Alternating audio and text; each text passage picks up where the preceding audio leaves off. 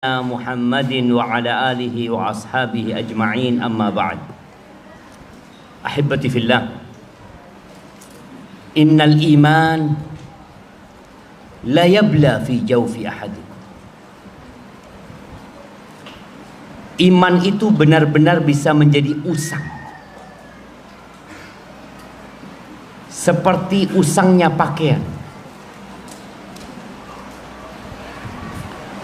Bagaimana tatkala kita semangat beribadah, tahu-tahu kesibukan kita dengan dunia kita, dengan keluarga kita, dengan pekerjaan kita membuat kita jadi terlambat datang ke masjid,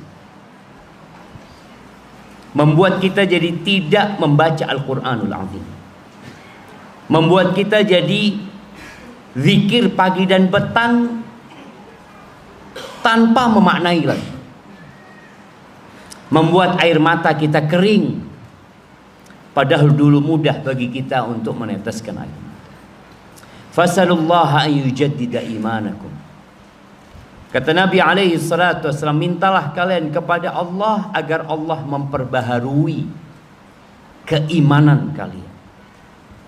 Orang itu kalau punya baju baru seneng, punya mobil baru, masya Allah, sandalnya baru, ada satu hal yang membuat dia gembira. Tapi pernahkah kita memohon kepada Allah agar Allah memperbaharui keimanan kita? Kita minta yang baru dalam keimanan ini. Maka hari ini kita duduk di kajian ba'da zuhur. Sering kajian ba'da zuhur di Samsul Huda ini. Kayaknya baru juga kajian. Ya, mudah-mudahan yang baru ini membuat kita lebih semangat untuk mendekatkan diri kepada Allah Azza wa Jalla. Terus terang, anak turun dari mobil tadi, masya Allah jemaah, di Tawangmangu itu turun dari mobil adem. Ini turun dari mobil, Allahu Akbar. Ya, mungkin itu ujian keimanan juga bagi kita. Ahibati fillah, apa sih yang kita tunggu? Yang muda nunggu tua, yang sehat nunggu sakit, yang kaya nunggu miskin, yang miskin nunggu kaya. Tapi ada yang nggak kaya-kaya, ditunggu bertahun-tahun. Tapi itulah kehidupan manusia. Banyak orang yang terlambat pada saat seharusnya dia berbuat, ternyata dia telat. Allah Azza wa Jalla di surat Al-An'am ayat 165. Ini akhir surat Al-An'am. Apa artinya Al-An'am? Antum?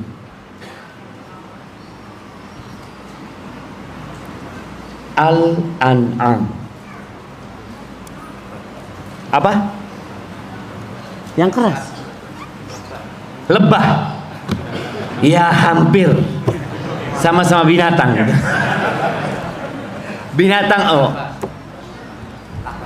binatang ternak. Oh, ini tidak dijual ya? Enggak. Kirimkan ke belakang sana. Masya Allah. Iya, binatang ternak. Di akhir surat ini, yang kalau kita menghatamkan Al-Quran sebulan sekali, kita akan selalu lewat ayat ini. Maka ingat bagaimana wasiat Nabi SAW kepada salah satu sahabat agar dia menghatamkan Al-Quran fi syahr. Jadi setiap sebulan sekali antum akan lewat ayat ini. Apa kata Allah Azza wa Jalla? Wa huwa alladhi ja'alakum khalaifal ard. Dan dialah Allah Azza wa Jalla yang menjadikan kalian sebagai khalifah-khalifah di muka bumi ini. Ingat, artinya khalifah itu generasi yang menggantikan generasi yang sebelumnya. Siapa yang bangun Masjid Samsul Huda? Bapak Sam sama Ibu Huda. Ya. Ya Pak? Salah apa? Pak Samiran sama Bu Sulia. Kok jadi Huda? Hah? Pak Sam sama Pak Sam dapat. Astagfirullah jamaah. Artinya tadi kemana mereka? Pergi, digantikan oleh anak. Antum lihat rumah-rumah yang di sebelah sini. Mungkin rumah-rumah yang di pinggir jalan, toko-toko yang di pinggir jalan. Punya siapa itu? Oh, dulu punyanya fulan. Dulu punyanya fulan. Terus kemana mereka pergi? Dan tidak kembali. Mereka pergi dan tidak pernah kembali. Dilanjutkan oleh generasi yang selanjutnya. Inilah kita sekarang, yang sedang hidup melanjutkan yang terdahulu dan akan digantikan dengan yang akan datang. Pasti seperti itu. Apa tujuannya kata Allah Azza wa Jalla? Wa rafa'a ba'dakum fawqa ba'din darajat. Dan Allah Azza wa Jalla mengangkat sebagian kalian di atas sebagian lainnya beberapa derajat. Dalam hal apa?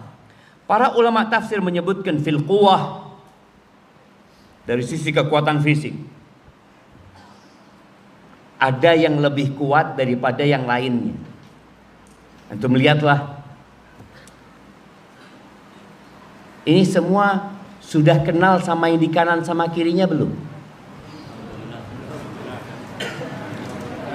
Antum kenal sak golongan nih jamaah. Sama yang di belakang antum kenal? Enggak kan? Iya, kenalan sekarang nih. Antum lihat kanan kiri antum, assalamualaikum jamaah. Sudah? Antum sudah kenal? Lu coba assalamualaikum, salaman dari mana, siapa namanya, apa kerjaannya apa. Ini berkaitan dengan tema kita. Coba kenal dulu, ana minum. Soalnya mama juga di atas.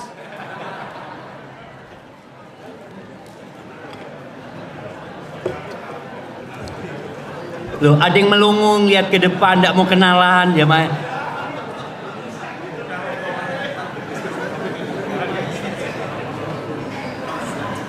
Antum lihat yang sebelah kanan antum ada yang lebih gagah. Lihat sebelah kiri, kok kurus ya? Seperti itu yang kita lihat jamaah. Ada yang dilihat ketika antum salaman, lihat jamnya, oh wong soge. Kelihatan. Ada yang lihat kiri, ngelihat HP-nya, oh wong ndak duwe. Hakadzal hayat. Antum nanti keluar dari masjid, ketika ngelihat sandalnya orang-orang, antum juga akan melihat. Ada yang pakai sandal mahal, walaupun pinjem. Tapi kayaknya nggak ada jamaah ya. Pinjem sandal mau ke masjid itu untuk bergaya nggak ada. Antum melihat nanti ketika naik motor antum melihat perbedaan. Ada yang motornya baru, ada yang motornya lawas, ada yang motornya masya Allah jamaah. Ngelihat dari jauh seneng antum. Kapan aku duit kayak ini? Allah menyebutkan bahwa tatkala antum dijadikan sebagai khalifah di muka bumi ini, Allah jadikan perbedaan di antara kalian. Enggak semuanya satu strata, enggak. Itu dalam sisi kekuatan, kesehatan, rizki enggak sama. Apakah yang bapak ibunya satu, anaknya rizkinya sama? Tidak sama. Padahal kalau antum berpikir loh seharusnya sama ya. Iya, kalau dapat warisan mungkin sama. Tapi kalau bicara rizki, warisan itu salah satu rizki. Jadi ada perbedaan yang kita lihat. Kadang-kala kita ngelihat antara dosen sama mahasiswa, lebih kaya mana? Bisa jadi mahasiswanya jamaah. Itu kita lihat. Baik, mahasiswa yang giat sama mahasiswa yang telat, biasanya rezekinya lebih banyak mana? Loh, antum lihat, yang telat ini kok soge-soge sing telat ya. Yang selalu rajin, kadang-kadang kita lihat, ya Allah, susah urip. Baik, profesor ekonomi sama mahasiswa yang tidak lulus, apakah rezekinya selalu lebih banyak profesor? Belum tentu. Boleh jadi yang tidak lulus jadi pengusaha, mempekerjakan profesornya. Hadil hayat jamaah.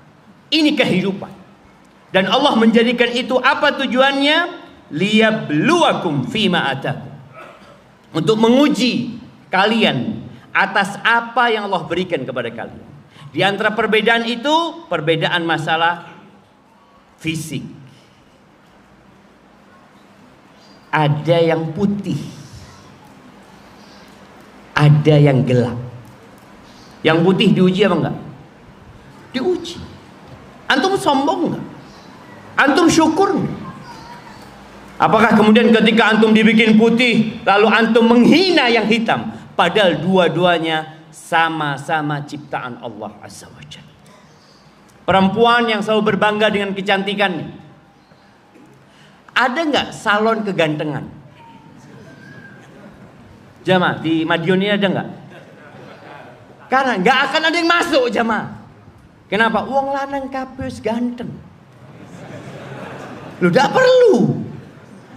Antum yakin tidak ganteng antum? Kalau antum cantik naik ke atas. Ini di bawah khusus yang ganteng-ganteng semuanya. Artinya tadi kita lihat perempuan yang selalu peduli dengan kecantikannya itu diuji. Ketika dia melihat fulanah lebih cantik dari dirinya, atau dia melihat fulanah lebih jelek daripada dia umpamanya, itu Allah uji. Ini bicara tentang fisik. Dan ternyata juga Allah bedakan yang namanya karakter. Antum lihat ada orang yang karakternya Masya Allah, senyum terus ya. Ketemu ahlan wa sahlan, kef halak, tapi ada yang ketemu mana apa? Jadi ya Allah dah enak ketemu itu jamaah. Antum lihat pedagang. Kenapa sekarang banyak toko itu? Tidak tahu ya kalau di sini ya. Tapi biasanya di Jember itu apotek. Kalau Anda tidak mendapatkan 5S, Anda tidak perlu bayar. Dan Anda lihat sebagian penjual itu senyumnya terpaksa. Iya jam. Oh terpaksa. Tapi ada orang ya Allah, memang nyeneng no. Dia itu karakternya berbeda. Ada yang bakhil, ada yang dermawan, ada yang penakut, dan ada yang pemberani. Ada yang cepat marah, ada yang lama mau marah jemaah. Kita godain tidak ngamuk-ngamuk. Sabar. Ada, kita lihat, kita dalam pergaulan kita melihat seperti itu. Semua perbedaan itu tujuannya ingat bala, liyabluwakum, ujian, untuk dicoba siapa yang paling baik amalannya. Sebenarnya itu. Karena di dunia ini, berulang kali yang sampaikan di beberapa kajian, di dunia ini orang itu mendapatkan perbedaan tadi, dilebihkan sama Allah, diistimewakan sama Allah, baik dalam fisik, dalam harta, dalam kesehatan, dalam karakter. Itu bukan karena amalannya, bukan. Jangan berpikir orang ganteng itu berarti soleh. Kalau orang jelek, oh akeh duson itu. Nggak bisa. Antum lihat orang ini kaya raya, Masya Allah, berarti ini orang bertakwa kepada Allah. Lah. Antum lihat orang miskin ini, kayaknya punya dosa tersembunyi dia. Tidak. Di dunia ini, semua pemberian Allah, semua keistimewaan yang diberikan itu tujuannya adalah sebagai ujian. Yang dikasih harta lebih diuji. Engkau bersyukur apa enggak? Engkau gunakan buat apa harta yang Allah berikan kepadamu? Yang dikasih harta sedikit juga diuji sama Allah. Engkau bersabar enggak? Apakah kemudian dengan kemiskinanmu engkau mencuri? Dengan kesusahanmu engkau merampok? Dengan kesulitan hidupmu engkau melakukan riba. Ujian jemaah. Semua tujuannya ujian. Tinggal siapa yang sukses dalam ujian itu.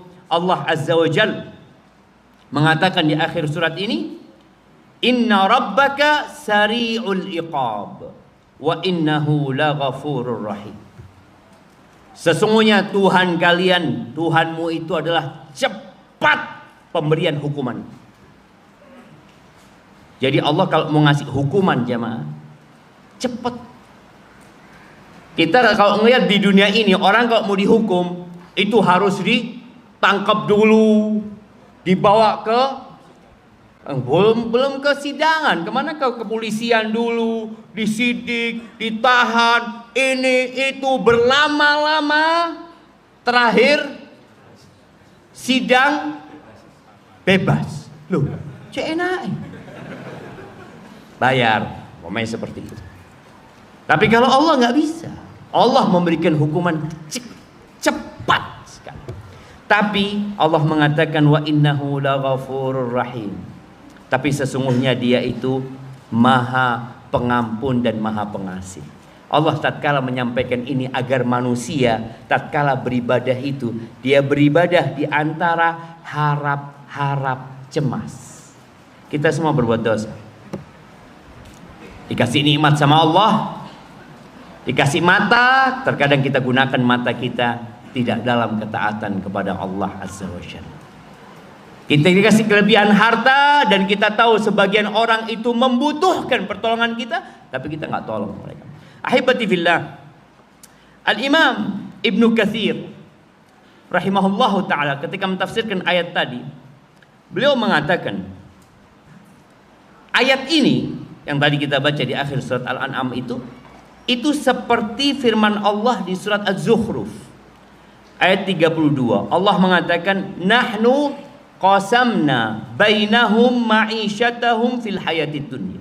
Kata Allah, kami yang membagikan penghidupan mereka dalam kehidupan dunia.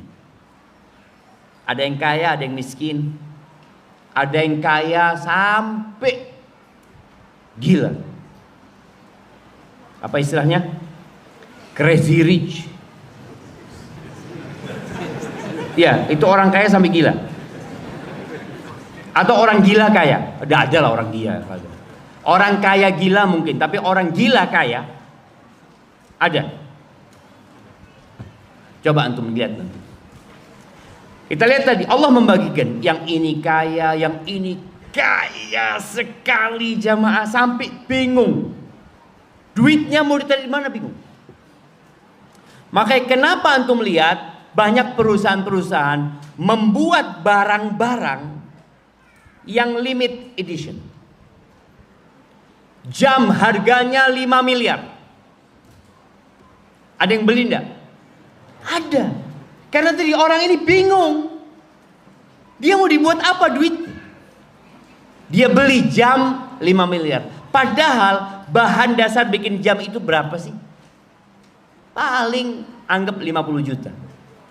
Atau anggap 100 juta. Tapi dia beli 5M. Untuk apa? Pas. Untuk bergaya. Siapa yang membagi itu? Allah. Dan Allah tidak ditanya kenapa Allah melakukan itu. Kenapa? Karena semuanya milik Allah Azza wa Jalla. Tapi pasti ada hikmahnya.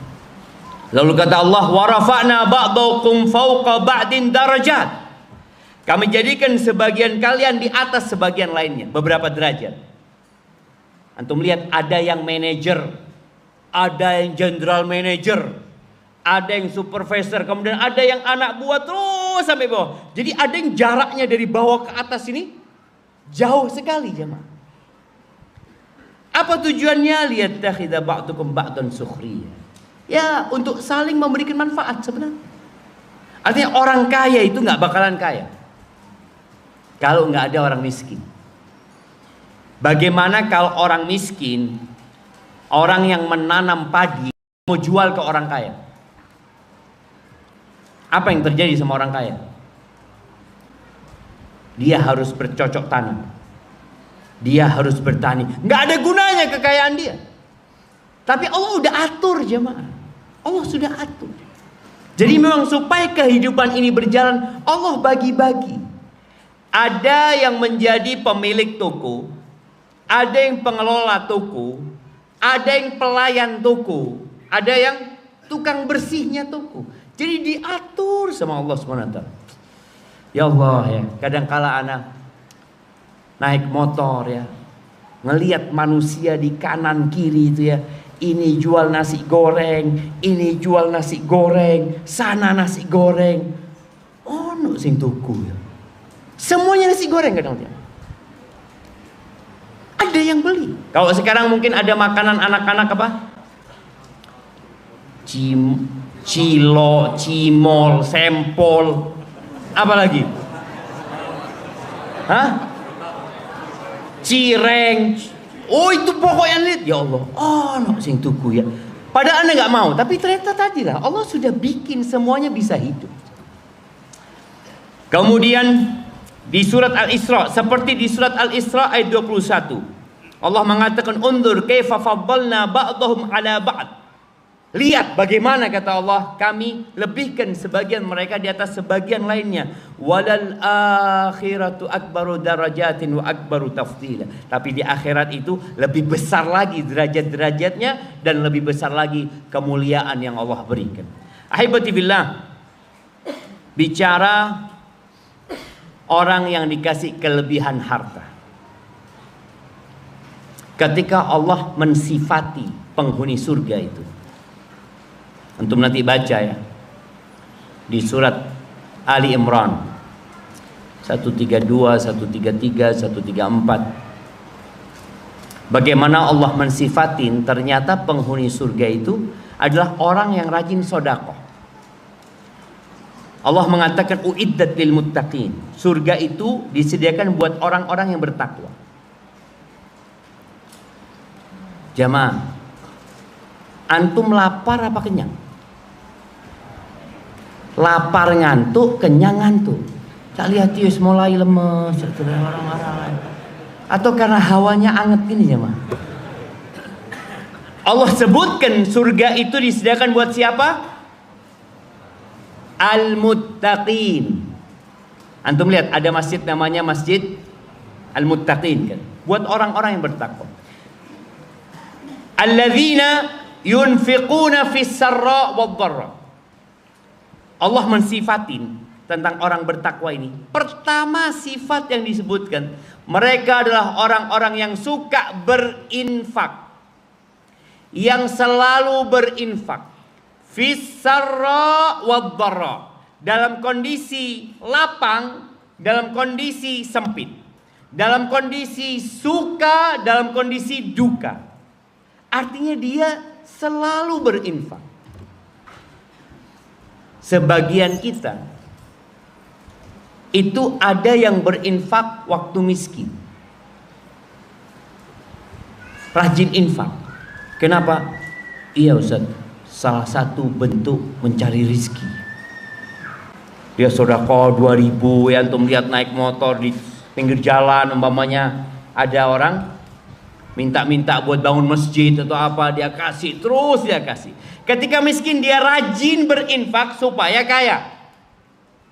Ketika kaya belum tentu berinfak.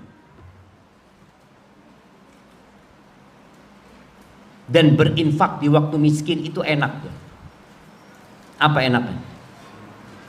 Ingat perhitungan pada hari kiamat persentase ya. Persentase. Jadi ketika antum miskin, antum punya uang 10.000. Sekarang umpamanya anak cuma punya uang 10.000. Antum bisa sedekah 5.000. Bisa. Berapa persen dari harta antum? 50%. Tapi ketika antum lebih kaya lagi, datang ke Masjid Samsul Huda, bawa duit berapa? 1 juta. Alhamdulillah. Bisa antum sedekah 500. Tetap 5.000 ya. Duitnya 1 juta, sedekahnya tetap 5.000. Ketika Allah berikan kepada antum 100 juta, mampukah antum bersedekah 5.000? Artinya 50%? Seperti waktu antum miskin? Sama, nggak ada perbedaan jemaah. Nilai 5.000 yang antum sodakohkan dengan 50 juta yang antum berikan sama saja. Gak ada bedanya. Di sisi Allah sama aja. 50%. Makanya orang kalau sering sodakoh waktu miskin, itu dia banyak pahalanya di sisi Allah. Karena dia hitungannya nanti, saya 50% sodakoh. Ketika antum punya uang 1 miliar, mampu antum sodakoh 5.000? 50%? Mikir jemaah. Kebanyakan. Enggak, sama. Waktu awal antum datang ke Masjid Samsul Huda 5.000 itu, sama sekarang antum sodakoh 500 juta, nilainya sama di sisi Allah Azza wa Jalla. Makanya Nabi alaihi salatu wassalam menyebutkan sabaqa dirhamun mi'ata dinar. 1 dirham itu bisa mengalahkan 100 dinar. 1 dirham itu 1/10 dinar. Tapi bisa mengalahkan 100 dinar. Kenapa kok bisa seperti itu? Kata Nabi SAW, ini orang hanya punya 2 dirham. 2 itu harta dia semuanya. Hanya punya 2. Dia sodakohkan 1 dirham. Berarti berapa harta yang dia sodakohkan? 50%. Orang yang bersodakoh 100 dinar itu punya sak gudang jemaah duitnya. Ketika dia ambil 100 dinar itu sedikit dibanding yang disisakan. Makanya Nabi alaihissalatu mengajarkan urusan sodakoh ini agar kita selalu melihat persentase. Ketika Umar bin Khattab radhiyallahu anhu bawa setengah hartanya, Nabi tidak tanya berapa yang dia sodakohkan. Nabi bertanya SAW, apa yang kau tinggalkan buat saudara, buat keluargamu? Kata Umar bin Khattab, mislah, seperti itu. Artinya setengahnya. Boleh jadi nilainya dengan nilainya yang diberikan Utsman bin Affan lebih banyak Utsman. Tapi kok persentasenya boleh jadi Umar lebih banyak. Ketika Abu Bakar bawa fulus, ditanya juga sama Nabi SAW, apa yang kau tinggalkan buat keluargamu? Lebih baik dari itu Allah dan Rasulnya. 100% dia berikan. Sekali lagi nilainya boleh jadi sama Umar, mungkin banyakkan punya Umar, tapi secara persentase tetap menang Abu Bakar As-Siddiq radhiyallahu anhu. Maka Allah sebutkan sifat pertama orang yang bertakwa itu suka berinfak. Kenapa? Karena ternyata para ulama menjelaskan inti semua dosa itu hubbud dunya, cinta dunia. Antum coba lihat ya, orang-orang yang korupsi kenapa? Cinta dunia. Orang-orang yang berzina, apa masalahnya? Cinta dunia. Orang-orang yang melakukan riba, apa masalahnya? Cinta dunia. Orang-orang yang meninggalkan rumah Allah, apa masalahnya? Cinta dunia. Antum lihat kembali kepada urusan dunia. Makanya Nabi alaihi salatu wasallam mengatakan, ad-dunya hulwatun khadirah. Dunia itu hijau, manis dan hijau. Manis apanya? Rasanya. Hijau warnanya. Makanya kenapa orang suka berangkat ke Tawangmangu? Hijau. Dan antum kalau melihat yang hijau-hijau itu, ya Allah seneng aja mah. Walaupun uang orang lebih suka dengan yang merah. Iya merah. Tapi kalau kita lihat dunia secara umum, orang tuh suka dengan yang hijau. Maka bagaimana orang-orang kita lihat di tetangga kita nanam di depan rumahnya pepohonan yang hijau ya. Kemudian mungkin di pinggir jalan dikasih yang hijau.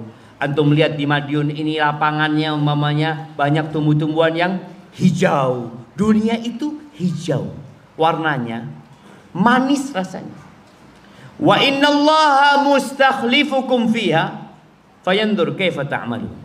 Allah itu menjadikan kalian tadi khalifah-khalifah di bumi ini untuk dilihat gimana kelakuanmu, kerjaanmu gimana gitu. Fattaqud dunya wattaqun nisa. kalian bertakwalah kepada Allah dalam urusan dunia dan takutlah kepada Allah dalam urusan wanita. Wanita ini bagian dari dunia aja.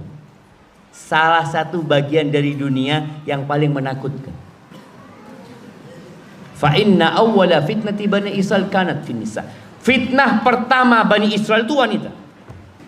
Taib, semua umat itu ada fitnahnya. Dan fitnah umat Nabi Muhammad SAW apa? Harta. Supaya antum tahu, fitnah kita itu umatnya Nabi Muhammad SAW itu harta.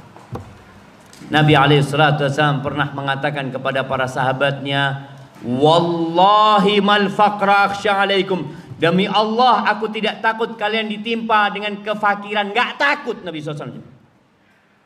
Apa yang ditakutkan? Wa innama akhsha an tubsata alaikumud dunya. Yang aku khawatirkan ketika dunia ini dibentangkan buat kalian. Apa yang terjadi? Bersaing. Fatanafasuha kama tanafasuha. Kalian akan bersaing mengumpulkannya sebagaimana orang-orang sebelumnya bersaing. Kemudian dunia ini akan membinasakan kalian sebagaimana telah membinasakan orang-orang yang terdahulu. Antum lihat mana orang kaya yang sampai saat ini hidup dari kaumnya Nabi Musa? Gak ada.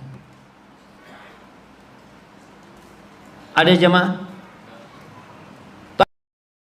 Yang paling tua itu umur berapa? Ada 150? Tidak ada. Kita lihat, sudah berubah semuanya. Mereka semua binasa dan dunia tidak mereka bawa ke dalam alam barzakh mereka. Ahibati billah, maka sebelum terlambat segera antum berinfak. Khususnya mama. Mak-mak ini harus lebih rajin sedekah daripada bapak-bapak. Nabi SAW datang ke tempatnya perempuan-perempuan mengatakan, ya ma'syaran nisa tasaddaqna. Wahai kaula wanita, kalian bersedekah. Fa inni ra'aitukunna aktsara ahlinna. Aku melihat kebanyakan kalian penghuni neraka. Walima ya Rasulullah, kenapa? Karena perempuan itu banyak melaknat dan kufur kepada suaminya. Dia punya karakter yang perlu diperbaiki. Sodakoh ini memperbaiki. Kalau dia rajin sodakoh, artinya sesuatu yang dia cintai. Siapa yang gak suka sama harta? Siapa jemaah? Wa innahu lihubbil khairi la syadid. Cinta sama harta jemaah. Orang itu seperti cinta sama harta. Itu sebuah apa ya? Sesuatu yang lumrah. Tapi tatkala sesuatu yang dia cintai dia keluarkan, di sini dia sedang melatih diri. Dan jangan nunggu nanti. Makanya ketika antum disuruh sedekah, jangan nunggu nanti malam sedekah. Jangan nunggu besok. Makanya ketika Nabi SAW sama Bilal itu bawa surban. Itu perempuan langsung melepas antingnya dilemparkan kepada Bilal. Melepas gelangnya dilemparkan ke Bilal. Kalau nunggu nanti imannya turun. Kan bisa jadi antum ketika di masjid semangat, Masya Allah, siap sampai rumah nggak jadi kayaknya, kebanyakan. Makanya wanita-wanita itu langsung spontanitas melemparkan, karena mereka tahu dengan fadilah sedekah itu. Dan di surat Al-Munafiqun, akhir surat Al-Munafiqun ya, ayat 10 ayat 11, Allah Azza wa Jalla mengatakan wa anfiqu, kalian berinfaklah, mimma razaqnakum, ya Allah, dari apa yang kami rizkikan kepada kalian. Artinya kalau antum punya duit bukan rizki dari Allah, jangan disedekahkan. Kalau antum merasa harta itu antum dapat karena kerja antum, gak usah sedekah. Kalau antum merasa dapat rezeki itu karena kerja keras antum, karena lobby antum gak usah sedekah.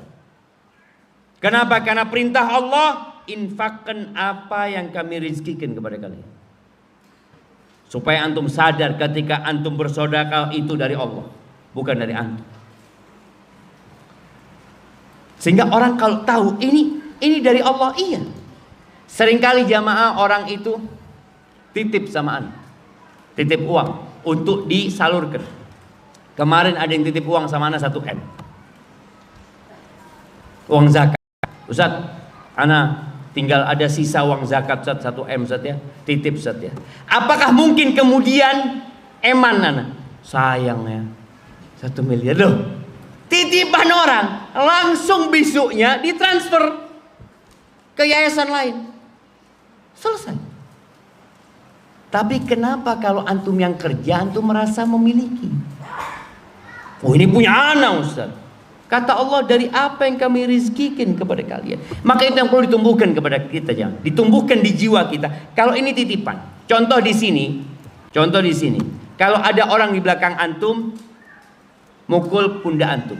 Mas, ini mas, 2 juta tolong masukkan ke kotak amal. Apakah kemudian antum sayang? Ya Allah, 2 juta, 1 juta ini. Gak mungkin antum melakukan itu kan. Kenapa? Loh Zat, oh titipan Zat, masa anak mau ambil? Itulah yang perlu kita tumbuhkan di hati kita, bahwasanya yang kita miliki titipan dari Allah Azza wa Jalla. Jadi tatkala antum mengeluarkan itu,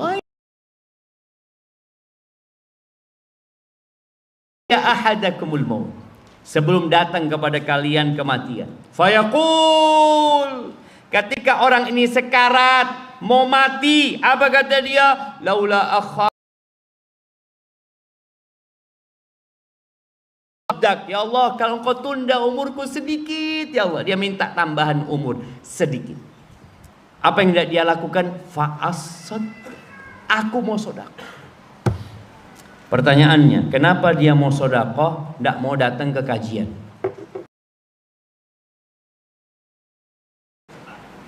Masya Allah. Kasihkan ke belah. Karena sedekah itu ibadah yang paling cepat, paling mulia. Tidak ada ngomong ketika antum mau mati, maaf ya, buat Masjid Samsul Huda, berapa menit?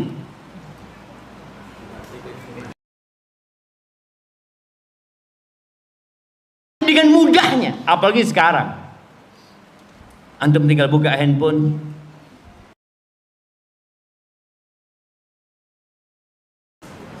wallahi jemaah, sekarang tuh harta cuma angka malah. Cuma angka. Antum lihat.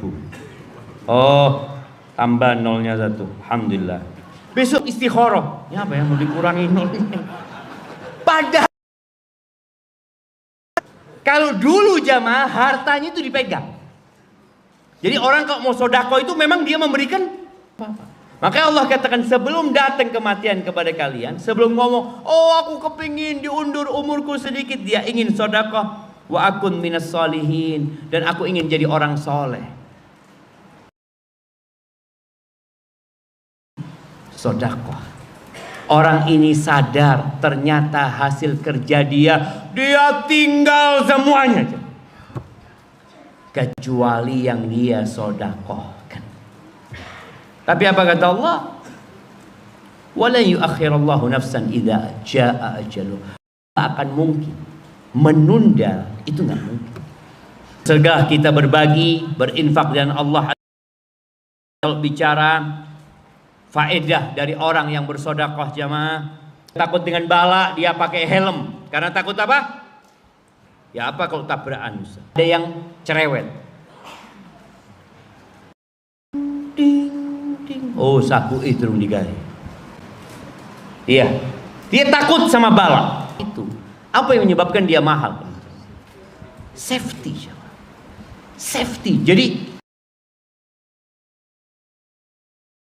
ada airbagnya di mana? Di sini terus. Jadi benar-benar orang itu kalau naik itu, oh, tabrakan aman. Artinya di benak manusia itu ada kekhawatiran terkena bala, terkena petaka, dan dia tahu banyak kejadian yang nggak bisa dihindari. kemudian membuat keamanan itu. Nabi SAW mengatakan, sana'i'ul ma'ruf, itu sedekah, bukan asuransi. Jadi kalau mau asuransi, asuransi sama siapa? Sama pemilik langit dan bumi ini. Dan banyak sekali kalau bicara hadis-hadis yang berkaitan dengan faedah dari sedekah. Makanya kadang-kala orang sedekah untuk tolak bala. Tapi tolong ketika antum bersedekah untuk tolak bala, niatnya tetap ikhlas dan cari akhirat. Karena ada orang yang bersedekah hanya untuk faedah dunia. Banyak faedah dunia, umpamanya berkah ya. Berkah ini sesuatu yang menakjubkan. Dia tidak. Ada orang yang ada orang gajinya 2 juta. Kalau secara realita ini sama, punya anak, ini belum punya anak. Yang 5 juta dapat 15 hari sudah ngutang. Yang 2 juta sampai akhir bulan masih bisa nabung 500. Kok bisa ya? Itu barokah. Yang 5 juta motor, pompa airnya mati. Kemudian ada saja yang membuat uang itu keluar manfaat sebenarnya buat diri dia, tapi karena ada yang musibah. Tapi ada orang, alhamdulillah motornya sama tua, pompa airnya sama, tapi dijaga. Mana qasad sadaqatun min man. Sedekah itu nggak ngurangin harta. Percaya nggak antum? Percaya gimana Ustaz? Anak tadi berangkat bawa 1 juta, sekarang tinggal 200. Ustaz. Berkurang apa bertambah? Boleh jadi itu 200, tapi manfaatnya lebih daripada 1 juta. Itu barokah. Kemudian sedekah itu membuat orang lapang dadanya. Karena orang kalau cinta sama dunia sempit jamaah. Dia ketakut miskin, takut ini, takut terus. Ketika dia rajin sedekah, dia yakin sama Allah. Allah itu yang punya langit dan bumi ini. Dan Allah itu janji akan Allah kasih lebih, dilipat gandakan. Di mana sekarang kita melihat ada investasi yang antum kasih 1 juta, besoknya dapat 2 juta. Ada Ustaz? Ya, investasi bodong.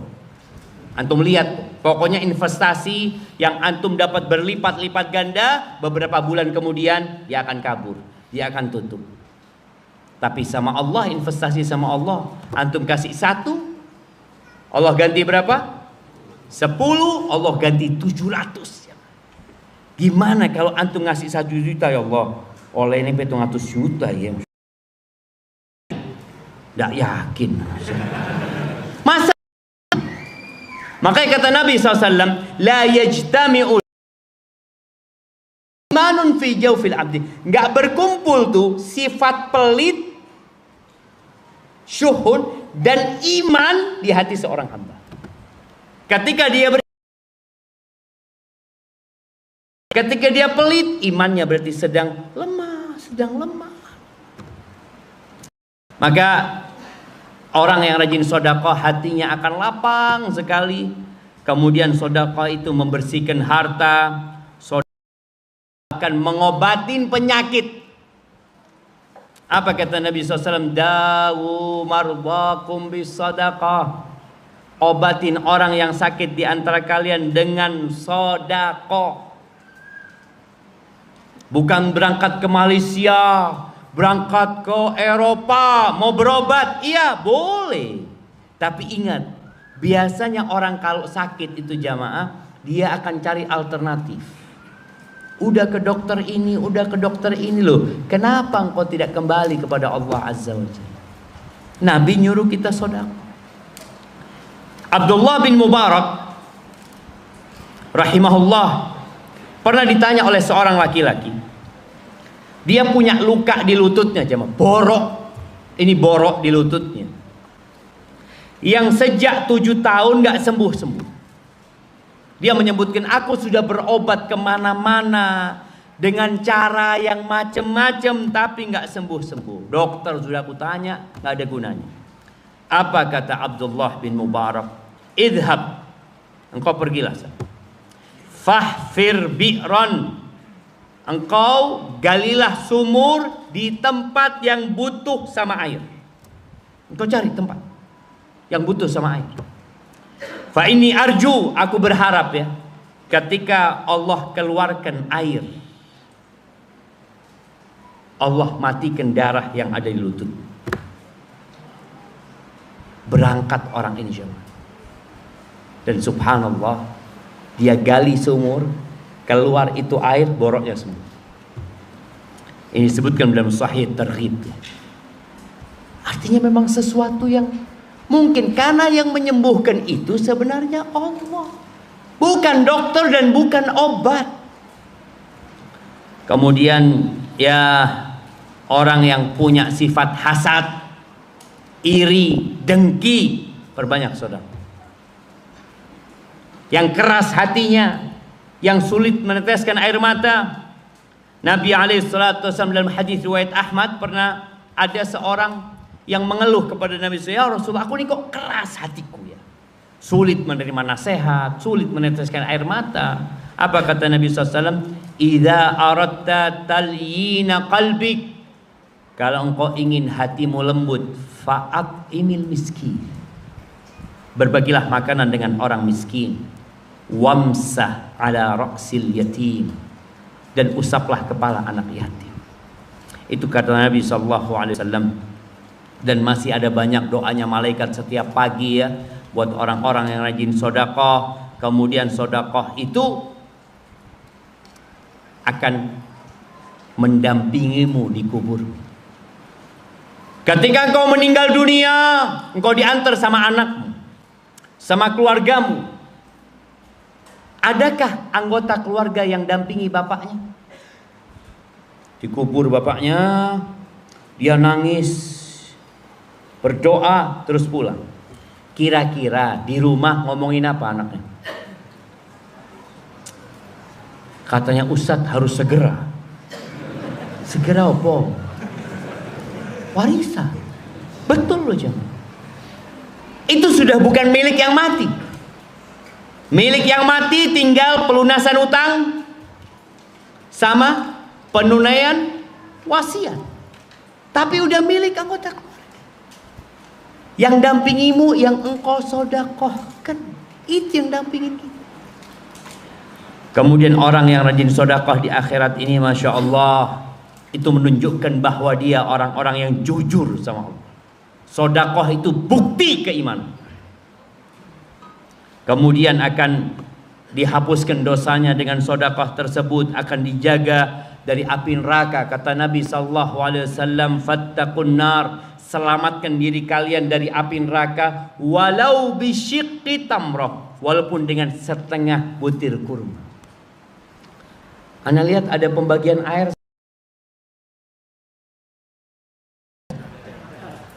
Masya Allah. Kita itu sesuatu, dia mengatakan ini punyaku. Yang lihat tetangganya gak dapat tengah roti itu yang menyelamatkan antum dari api neraka. Tahu loh kita jemaah. Fattaqun nar walau bisyiqqi tamrah. Selamatkan diri kalian dari api neraka walaupun dengan setengah butir kurma, setengah, bukan satu jemaah. Ini menunjukkan besarnya fadilah sedekah, dan dia dapat menyelamatkan kita dari api neraka. Dan kelak pada hari kiamat orang itu akan berada di bawah naungan sedekahnya sesuai dengan berapa persen yang antum sedekahkan dari harta antum. Yang terakhir, orang yang rajin sedekah akan dipanggil dari pintu sedekah. Ya fulan, fulan. Pintu surga itu berapa? 8. Mungkin gak semua orang bisa rajin sedekah. Ada orang yang memang gak punya, dia anak rajin puasa sunnah Ustaz, insya Allah engkau dipanggil dari pintu Ar-Rayyan. Anak puasa sulit, sedekah gak punya, anak rajin sholat sunnah, dipanggil dari pintu sholat, insyaallah. Hada, itulah yang dapat Anda sampaikan pada kesempatan kali ini. Kurang lebihnya mohon maaf, yang benar dari Allah Azza wa Jal, yang salah dari diri Anda pribadi. Allah dan Rasulnya terbebaskan dari kesalahan itu. Kalau ada pertanyaan yang nyampe, nah, bismillah.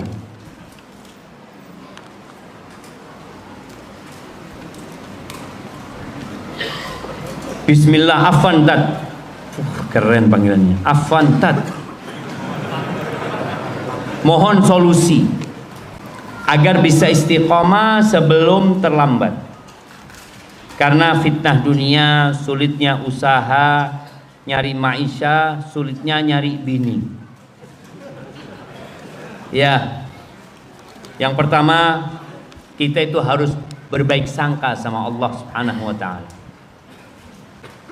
Engkau harus tahu bahwasanya Allah itu Ar-Rahman, Ar-Rahim. Allah itu Al-Hakim. Pembagian tadi urusan maisha dalam kehidupan dunia ini adalah ujian dari Allah Subhanahu wa ta'ala untuk melihat engkau bersyukur atau bersabar. Jangan sampai orang ketika dikasih ujian kemudian dia terburu-buru untuk cepat kaya, terburu-buru untuk cari bini, dia menempuh jalan-jalan yang tidak sahih. Apa yang harus engkau lakukan? Jangan bergantung kepada siapapun kecuali kepada Allah Azza wa Jalla. Wa tawakkal 'alal hayy alladzi la yamut. Bertawakkallah engkau kepada yang maha hidup dan tidak mati. Serahkan sama Allah SWT.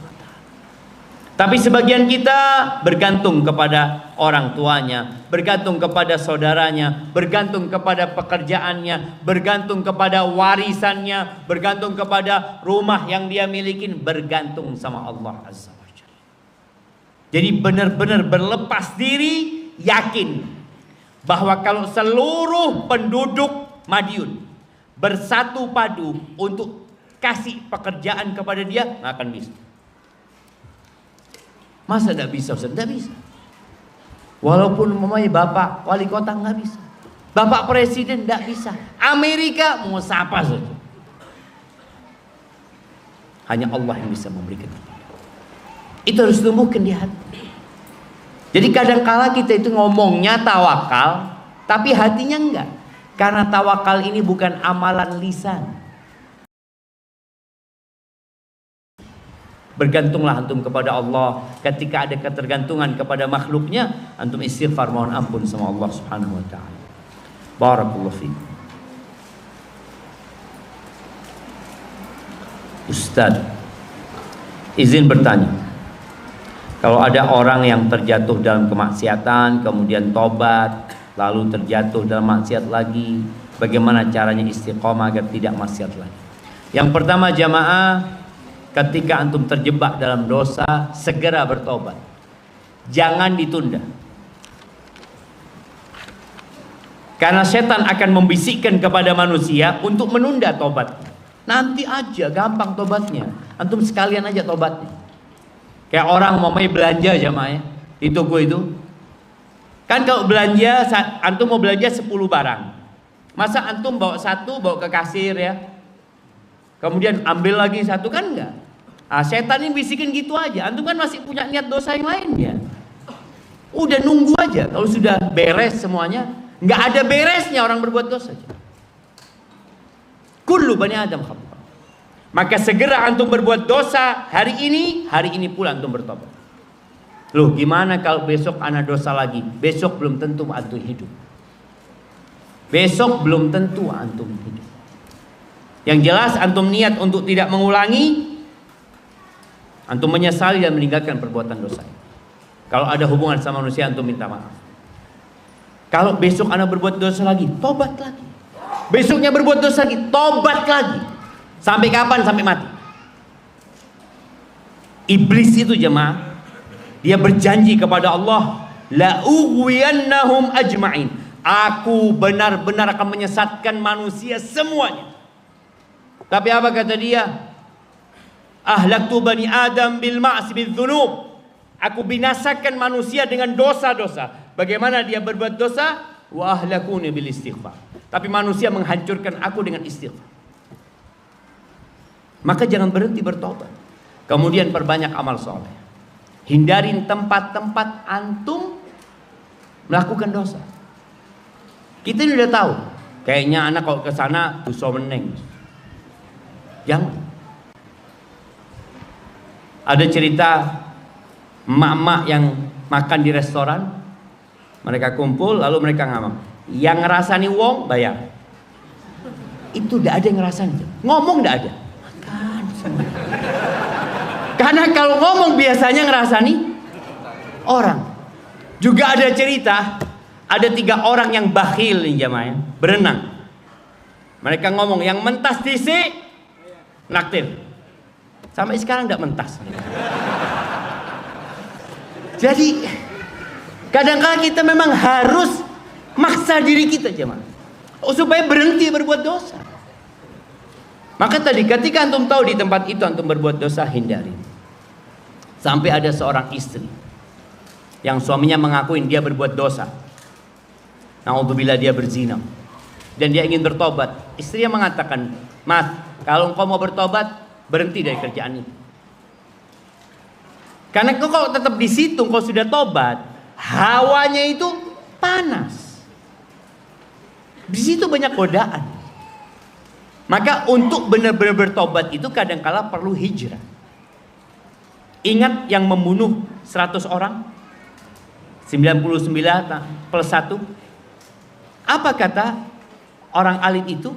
Enggak ada yang menghalangimu dari tobat. Tapi engkau itu tinggal di kampung yang jahat. Kalau balik di situ, balik lagi berbuat dosa. Apa nasihatnya? Engkau tinggalkan kampung, berangkatlah ke kampung fulan, di situ banyak orang-orang soleh. Jadi terkadang supaya kita berhenti berbuat dosa itu kita harus pindah lah. Makanya kadang-kala orang tua itu kalau anaknya narkoba ini dan itu biasanya dipindah, dibawa ke kota lain dengan harapan dia nggak ketemu lagi sama sohib-sohibnya itu. Dalam doa, ya Allah, karuniakan kami istri dan anak yang menyejukkan pandangan mata, dan jadikan kami pemimpin bagi orang yang bertakwa. Apa artinya pemimpin bagi orang-orang yang bertakwa? Ya, jadi pemimpin, jadi orang-orang bertakwa. Antum bukan pemimpin orang-orang jahat. Antum bukan hanya bertakwa, tapi menjadi pemimpin, menjadi bintangnya orang-orang yang bertakwa. Kan ada orang yang mintanya itu biasa-biasa aja. Makanya kalau kita lihat ya, ada anak-anak yang sekolah atau kuliah, aduh saat yang penting lulus. Jadi dari awal dia itu doanya yang penting, biasanya tidak lulus. Tapi kalau doa anak mau juara 1, biasanya kalau turun itu ya masih 5 besar. Nah, ini kita minta sama Allah dijadikan pemimpin orang-orang berimamnya. Jadi bukan sekedar bertakwa. Kalaupun turun ya turun dikit lah. Tapi tetap permintaannya yang paling puncak jamaah. Barakallahu fikum. Kita sebagai pengawas di salah satu perusahaan dan kita ditugaskan untuk memaksimalkan omset perusahaan tersebut. Seringkali saya memikirkan perusahaan tersebut sampai banyak waktu di luar jam kerja. Bahkan saat libur, apakah ini termasuk uhbud dunia? Jazakallah khair. Iya jemaah, jadi orang levelnya semakin tinggi itu kerjaannya semakin sedikit, mikirnya semakin banyak. Bojo udah dipikiri, perusahaan dipikiri. Maka tolong antum silahkan berpikir, tapi ketahuilah manusia itu harus belajar skala prioritas. Mana yang lebih prioritas buat dia? Memikirkan aset dia di akhirat, memikirkan omset dia di akhirat, memikirkan keluarga dan anak-anaknya, atau dia memikirkan perusahaan. Sebagian orang fokus ke perusahaan, lupa dengan kewajiban-kewajiban dia. Artinya kalau antum tidak sampai menelantarkan kewajiban antum, nggak ada masalah. Karena memang antum ditugaskan untuk memikir. Tapi kalau ternyata antum memikir sampai kajiannya nggak datang, istri dan anak terlantar, sampai anak-anak di rumah ngelihat bapaknya di pojokan, "Apa bapak?" Kata ibunya, "Bapak sedang mikir."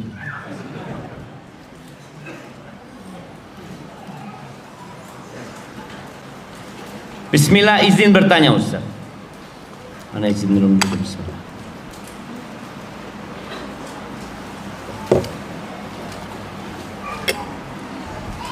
Dalam waktu dekat, sebagian dari jamaah di sini akan melaksanakan pipanisasi di Lumajang. Apakah sama pahalanya antara muhsinin yang sedekah dengan nominal yang cukup besar dengan relawan yang sedekah tenaga? Mohon motivasinya Ustaz. Syukran jazakallah khairan.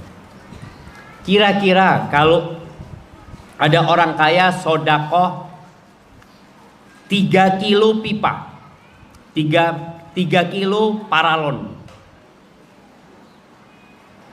apakah masyarakat Lumajang akan mendapatkan air? Nggak bakalan. Kenapa? Nggak ono sing masang. Ada pipa ini nggak akan berguna kecuali ada yang masang. Makanya kalau bicara jamaah, apakah sama? Nanti hitungannya persentase jamaah. Itu yang tadi sodakoh. Umpamanya sodakoh dia 3 kilo paralon. Padahal dia bisa 3.000 kilo jamaah sebenarnya. Berarti cuma berapa persen? Antum dengan waktu, dengan tenaga antum, itu semua ada hitungannya. Maka jangan bingung jamaah. Ada yang mengatakan, males sana, sing oleh pahala, sing paralon. Ana udah dapat pahala, kesel-keseli. Loh enggak, bener loh, masyarakat tuh nggak akan bisa merasakan air kalau antum nggak berangkat. Jadi antum itu sangat vital sekali keberadaannya. Barakallahu fikum. Maka berangkat ke sana dan selalu berbaik sangka sama Allah. Dulu ada yang tanya ya, di Medina, ana masih ingat. Waktu kita ngaji di Medina, ada syekh ditanya, "Syekh, waktu Ramadan ya, yang dapat pahala memberikan buka orang puasa itu yang mana, Syekh? Apa yang punya duit? Kan ada yang ngasih duit. Kemudian antum yang beli, antum yang angkat, ada yang bagi. Kan antum nggak beli kan, cuma bagiin doang. Ana dapat pahala nggak sih?" Kata Syekh, "Ya Allah, Allah itu Rahman, Rahim, Karim. Allah mau kasih kepada antum itu tanpa hitungan nantinya. Antum jangan perhitungan." Dan kita kan kenal perhitungan jemaah. Kayaknya yang ngasih duit sing oleh dari sana.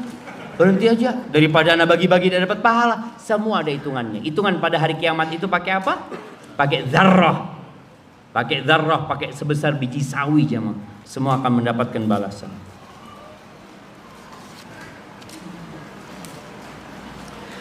Sedekah yang paling utama itu ditujukan kepada siapa beserta urutannya. Jazakallah khair. Masya Allah jemaah. Nah, jadi kalau bicara sedekah, Allah Azza wa Jalla menceritakan dalam Al-Quranul Azim, "Yas'alunaka madza yunfiqun." Mereka bertanya kepadamu apa dan kepada siapa mereka berinfak. Kata Allah, "Qul ma anfaqtum min khairin falil walidain wal aqrabin wal yatama wal masakin." Katakan kepada mereka, apa yang kalian infakkan dari harta itu, maka yang paling pantas mendapatkan siapa? Kedua orang tua. Kemudian kerabat-kerabat. Kemudian orang miskin dan anak-anak yatim. Maka di sini hendalah antum perhatian sama orang tua antum. Cukupkan, senangkan orang tua antum. Kemudian kerabat. Karena ada sebagian orang yang baik banget sama orang lain, tapi sama kerabat sendiri enggak. Padahal seharusnya kerabat yang lebih diutamakan, baru keumuman kaum muslimin.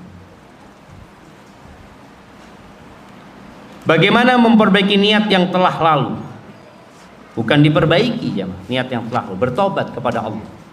Kalau antum dahulu niatnya ria, antum tahu, iya Ustaz, ana dulu niatnya itu supaya dilihat mertua, ternyata nggak jadi Ustaz. Calon mertua gitu kan. Bayangkan dia sudah nggak jadi dinikahkan sama anaknya mertua, wadah dapat pahala di sisi Allah Azza wa Jalla. Ini orang yang niatnya dunia bakal menyesal jemaah, karena manusia tidak bisa memuaskan kita. Maka anda antum bertobat kepada Allah Azza wa Jalla atas apa yang antum lakukan kalau niatnya riya bukan untuk Allah Jalla Jalaluh. Barakallahu fikum. Kita, oh ini sudah terjemah. Ustaz, saya sudah keluar dari pekerjaan ribawi. Sampai sekarang belum mendapatkan pekerjaan. Apa yang harus saya lakukan, Ustaz? Insya Allah saat ini saya sudah istiqamah. Ahibati fillah,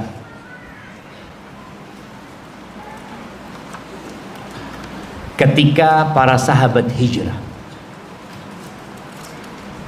mereka sampai kota Madinah, itu bukan hanya nggak dapat pekerjaan, nggak punya apa-apa, rumah yang nggak punya, kenalan yang nggak punya. Dia datang ke Madinah, sebagian tidur di masjid. Sahabat Nabi, ada 80 kira-kira sahabat Nabi SAW yang tidur di masjid. Masjid Samsul Huda boleh nggak tidur di masjid? Hah? Boleh. Di mana? Oh, di luar boleh, di dalam nggak boleh. Cokoti nyamuk di Joko sama. Iya, artinya tidur di masjid mereka. Kemudian Nabi SAW membuat sebuah sistem. Ini yang kadang-kala kita lupa, yang namanya mu'akhah. Jadi pertama Nabi SAW datang ke kota Madinah, yang dilakukan 3 hal.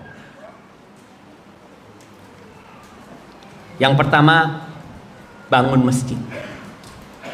Yang kedua, mu'akhah. Yang ketiga, membuat perjanjian dengan selain kaum muslimin yang ada di kota Madinah. Mu'akhah itu sebuah sistem pempersaudaraan. Orang-orang beriman itu saudara kan? Tapi Nabi bikin mereka yang muhajirin saudara sama yang ansor. Saudara yang di awal Islam saling mewarisi. Karena Nabi tahu SAW ini orang-orang muhajirin nggak punya siapa-siapa, kerjaan nggak punya, gimana mereka hidup? Rumah nggak punya, mau tinggal di mana mereka? Masjid belum jadi. Di awal datang masjid itu bangun kira-kira 1 bulan Nabi SAW bangun masjid. Akhirnya dibawa sama fulan, ini engkau jadi saudaramu, dibawa sama fulan. Sampai akhirnya orang-orang Ansor menawarkan kepada Nabi SAW, ya Rasulullah, gimana kalau harta kami dibagi sama orang-orang muhajirin? Dibagi. Kata Nabi SAW, lah, jangan. Artinya Nabi melihat maslahat. Orang-orang Ansor itu pekerjaannya apa? Petani. Orang-orang muhajirin dagang. Kalau ini orang-orang muhajirin dikasih tanah suruh garap, ya belum tentu tumbuh jamaah. Maka kata Nabi SAW, enggak, tetap itu milik kalian, bas ikutkan mereka dalam hasil. Jadi mereka membantu, mereka dapat hasilnya. Nah, kita nih kalau dapat teman-teman yang baru hijrah, bagaimana sekarang kita menggandeng dia, memberikan kemudahan kepada dia. Di Jakarta, waktu itu anak usulkan kepada teman-teman di Jakarta untuk bikin sesuatu yang membantu teman-teman yang hijrah. Karena banyak teman-teman yang hijrah itu ditinggalkan sama keluarganya. Kalau dia kerja di sebuah perusahaan, mungkin dia besar di perusahaan tersebut, ketika dia berdagang gagal. Karena dia dulu besar disebabkan sistem. Pengalaman. Makanya teman-teman yang hijrah ini usahanya rata-rata herbal, madu herbal, terus bekam, terus ruqyah, baju koko. Dia pikir cuma itu pekerjaan. Karena dia nggak paham, ya Allah. Maka di sini perlu pendampingan. Itu mu'akhah juga mendampingi.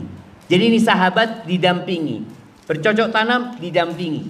Maka teman-teman di Jakarta akhirnya bikin dia namanya Tajir ya, sebuah lembaga pendampingan, pelatihan. Karena kalau curhat sama ustadz, disuruh apa sama ustadz? Sabar. Lu mau ngomong apa ustadz? Ustadz mau ngajari dagang, tidak ngerti pisan ustadz. Jadi ustadz memberikan ilmu, ustadz memberikan motivasi, tapi harus ada yang lainnya yang menggarap ini jam. Bagaimana sekarang fulan? Gini antum kan baru keluar, antum nggak punya pengalaman. Yuk ikut yuk, belajar sama kita. Bagaimana berdagang? Maka banyak orang-orang yang sukses karena dagang bangkrut ya, habis semuanya. Karena boleh jadi memang tadi tidak ada pengalaman di sana. Maka antum bersabarlah, dan pintu rezeki itu bukan hanya berdoa, bukan hanya antum bekerja, tapi berdoa juga, tawakal juga, istighfar juga, bertakwa juga. Ada banyak hal yang bisa antum kerjakan. Semoga Allah memberikan kemudahan kepada antum. Baik, pertanyaan terakhir. Oh ini. Dengan pekerjaan halal, sudah lama mengaji, namun merasa hidup ini tidak terlalu bermanfaat bagi sesama. Merasa minder dengan orang yang lebih soleh dan dermawan. Apa ada tips dari Ustadz? Syukron. Ahibati fillah. Ya, kalau kita lihat memberikan manfaat kepada orang lain. Nabi SAW pernah ditanya tentang khairun nas. Siapa orang yang paling dicintain Allah, yang paling baik? Man khairun nas, man ahabun nas ilallah. Kata Nabi SAW, orang yang paling baik, orang yang paling dicintai Allah adalah anfa'uhum linnas, orang yang paling bermanfaat buat orang lain. Nabi SAW memberikan arahan kepada seorang sahabat untuk bersedekah. Kalau nggak mampu, ya sudah, engkau berkata yang baik, engkau amar ma'ruf nahi mungkar. Kalau nggak mampu ya Rasulullah, kata dia, ya engkau bantu orang lain. Kalau dulu di desa, ana masih ingat ya, ana masih SD itu, ana sering bantu ibu-ibu yang jualan pakai disuwun tuh ya mah. Biasanya untuk naikkan itu dia butuh bantuan. Itu kata Nabi SAW, engkau bantu orang bawa barang nih, naikkan ke kudanya kau dulu. Kalau ini naikkan sekedar itu engkau dapat pahala sedekah gitu. Kalau nggak mampu ya Rasul, ya udah jangan ganggu orang lain. Ada sampai titik momen antum nggak bisa memberikan manfaat kepada orang lain, antum tidak mengganggu orang lain, itu sudah manfaat. Antum bisa lihat ya, kalau bicara kebaikan, pintu kebaikan itu banyak sekali. Pelacur ngasih minum seekor anjing, ya ampun, dosanya masuk surga. Seorang laki-laki yang menyingkirkan dahan di jalan, dimasukkan surga gara-gara dahan.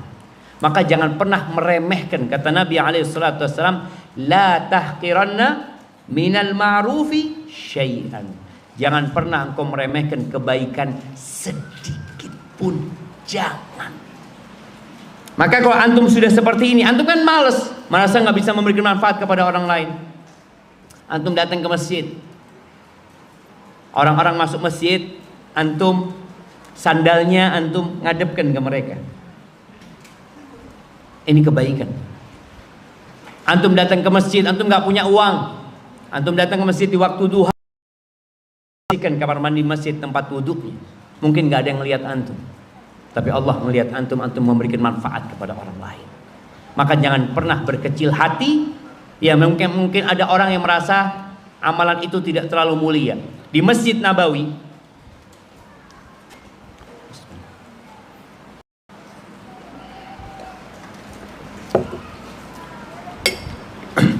alhamdulillah, dulu ada seorang wanita yang kerjanya bersihkan masjid. Wanita hitam, disebutkan dalam beberapa riwayat. Dalam pandangan sahabat, ya pekerjaannya biasa aja. Meninggallah wanita ini di malam hari, radhiyallahu taala anha.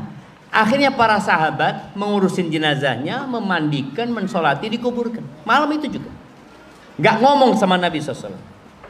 Dapat berapa hari Nabi SAW kehilangan wanita itu. Mana fulana, kata dia. Matat ya Rasulullah, meninggal ya Rasulullah, kata dia. Meninggal, kata dia. Halla adzantumunani, kenapa kalian nggak ngasih tahu aku? Diam sahabat. Pikirnya Artinya Nabi mungkin gak akan ingat sama perempuan itu. Ternyata Nabi mengingat. Akhirnya Nabi SAW minta ditunjukin. Duluni ala qabriha. Tunjukkan di mana kuburannya. Berangkat Nabi ke Baqi jemaah. Ini orang sudah mati. Di kuburan. Nabi berdiri di hadapan kuburannya. Sholat jenazah. Buat dia yang sudah ada di kuburan. Tadi mungkin sebagian orang berpikiran amalannya yang cuma itu. Padahal yang dia bersihkan adalah rumah Allah Azza wa Jalla. Apa keutamaan memanah? Agar kami lebih semangat menjalankan olahraga sunnah.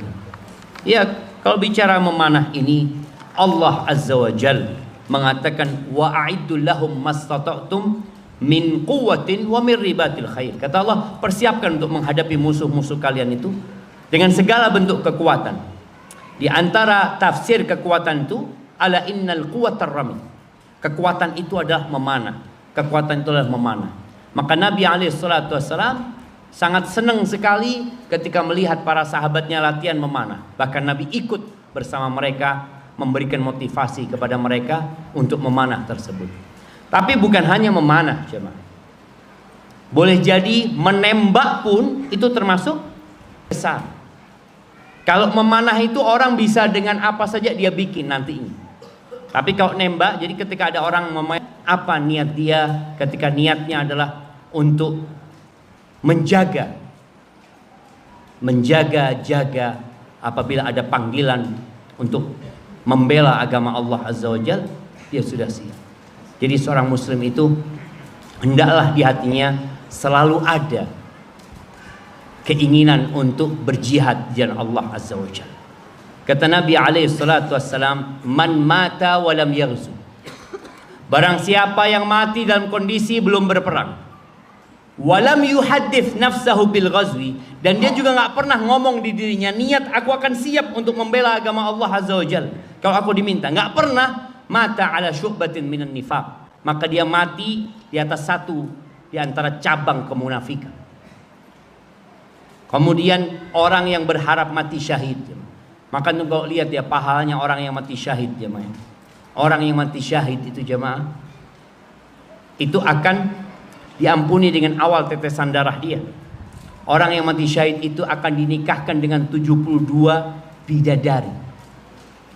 Dan akan dikasih kesempatan memberikan syafaat kepada 70 keluarganya. Fadail. Maka Nabi SAW mengatakan, man sa'alallaha syahadata sadiqan. Barang siapa yang memohon kepada Allah untuk mati syahid dengan benar, bukan main-main dia meminta kepada Allah, ballaghahullah manazil syuhada wa in mata ala firasyih. Allah akan sampaikan dia ke tingkatan orang-orang yang mati syahid walaupun dia mati di atas ranjangnya. Nah, ini pertanyaan terakhir, Ustaz. Ada orang yang tidak mau punya anak banyak, bukan karena takut rezeki anaknya, karena Allah sudah menyabinnya, tapi orang tersebut khawatir tidak menjaga dan mendidik anaknya. Mohon masukannya. Masya Allah, anak ini bukan hanya bikin anak, tapi bagaimana menjaga, merawat, dan mendidik anak-anak tersebut. Ketika antum ingin punya anak, maka niatkan ingin memperbanyak umat Nabi Muhammad SAW. Dan berusahalah. Kalau tujuannya baik dan benar, Allah akan mudahkan. Gak ada yang mudah dalam kehidupan ini. Catat ini. Tidak ada kemudahan di muka bumi ini kecuali yang Allah bikin mudah. Dan Allah menjadikan yang sulit itu mudah kalau Allah berkehendak. Ada orang yang anaknya satu narkoba, satu anak. Dan ada orang yang anaknya 7 semuanya hafal Quran. Terus masalahnya di mana? Allah yang memudahkan. Makanya ketika antum mau kepingin punya anak banyak, niatkan untuk memperbanyak umat Nabi SAW. Bukan niat untuk berbangga-banggaan dengan jumlah anaknya, bukan. Karena ada orang yang cuma kepingin piro anakmu. Walu, aduh kalah. Anak 4. dari istri pertama, 4 dari istri kedua, 2 dari istri ketiga. Terus berapa sudah? 10. Jadi ada orang cuma untuk berbangga-banggaan. Lah jemaah. Jadi kita bagaimana minta sama Allah agar anak-anak menjadi anak-anak yang soleh. Jadi ketika minta anak sama Allah, tujuannya apa? Memperbanyak umat Rasul SAW, bukan untuk berbangga-banggaan dan baca doa Rabbi habli minas sholihin. Setelah punya anak, doanya diganti. Kalau masih ingin punya anak lagi, baca lagi. Ditambah doanya. Doanya wajnubni wa bani an na'budal asnam. Ya Allah, jauhkan aku dan anak keturunanku dari menyembah berhala. Rabbi ij'alni muqimas shalah wa min dzurriyyati. Ya Allah, jadikan aku orang yang mendirikan salat dan dari anak keturunanku. Kemudian yang umurnya 40 tahun ya, yang belum juga boleh baca doa yang di surat Al-Ahqaf ayat 15. Rabbi auzi'ni an ashkura ni'mataka allati an'amta alayya wa ala walidayya wa an a'mala salihan tardah wa aslih li fi dzurriyyati. Ya Allah, perbaiki di anak keturunanku ya Allah. Inni tubtu ilaik wa inni minal muslimin. Aku tobat kepadamu dan aku termasuk orang-orang yang berserah diri kepadamu. Haibati fillah, ana minta maaf karena kajiannya ba'da zuhur, panas-panas, tapi semoga bermanfaat buat kita semua di sini. Subhanakallahumma bihamdika asyhadu an la ilaha illa anta astaghfiruka wa atubu ilaik. Assalamualaikum warahmatullahi wabarakatuh.